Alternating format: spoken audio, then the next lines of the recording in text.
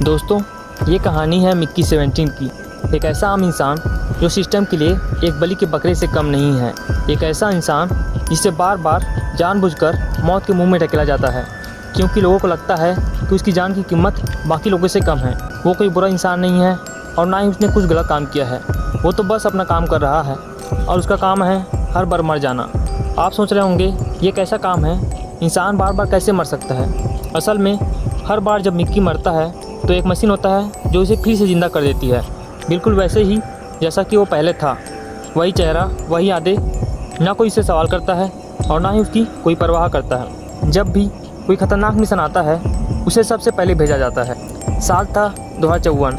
धरती अब रहने लायक नहीं बची थी। ना हवा साफ थी, ना पानी, और ना ही इंसानियत बची थी। इंसानों को जीने के लिए अब एक नया ग्रह चाहिए था।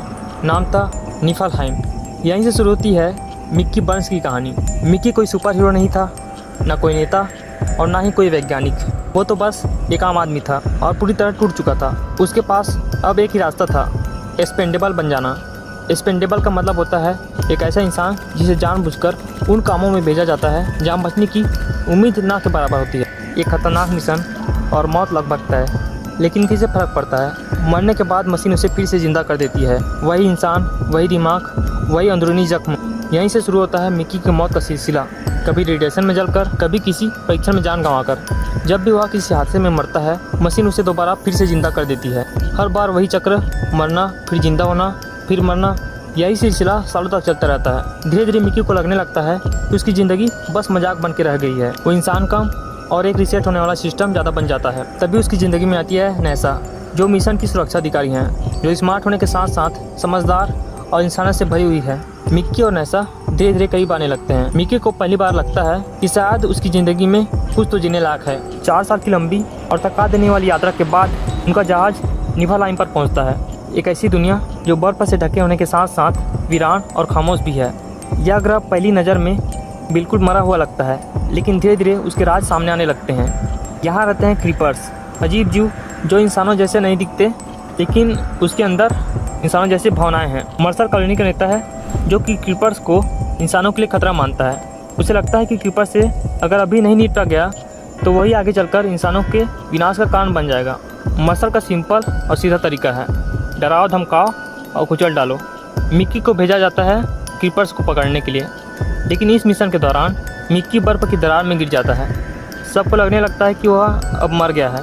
रिपोर्ट तैयार होती है, मशीन सक्रिय होती है और नया मिक्की बनता है, जिसका नाम होता है मिक्की 18। पर हकीकत तो कुछ और ही होता है। मिक्की 17 अब भी मरा नहीं था, वो अब भी जिंदा था। क्रीपर्स ने उसे बचा लिया था। उन्होंने उसे अपनी दुनिया में ले जाकर ठीक किया और पहली बार मिक्की को इंसान की तरह ट्रीट किया गया। अब कॉलोनी में 2 मिक्की थे, एक जिसे मशीन ने बनाया था और दूसरा वो जो असली मिक्की था। इस बार सिस्टम का एक नियम टूट गया था, क्योंकि सिस्टम का नियम था एक वक्त में एक ही मिक्की जिंदा रह सकता है। मिक्की 17 चाहता था कि सच सबके सामने आए, लेकिन मिक्की 18 सिस्टम का वफादार था और उसे लगता था कि मिक्की 17 सिस्टम के लिए खतरा है। अब दोनों के बीच संघर्ष शुरू होती है।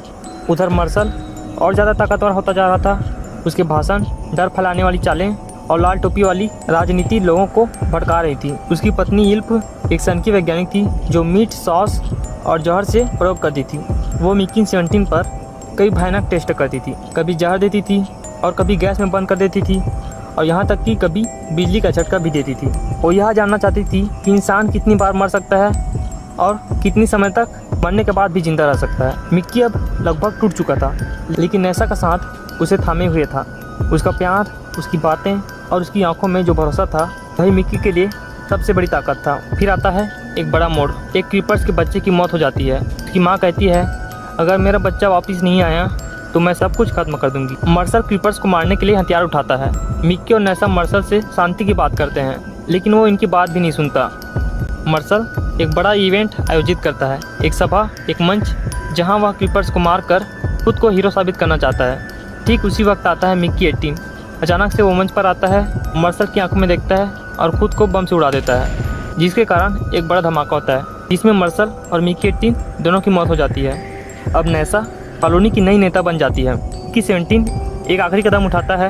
वह एक्सपेंडेबल मशीन को हमेशा के लिए खत्म कर देता है। वो चाहता है कि अब कोई इंसान दोबारा ना बने। उसका मानना था कि अब हर इंसान सिर्फ एक ही बार जिएगा, लेकिन पूरी तरह जिएगा।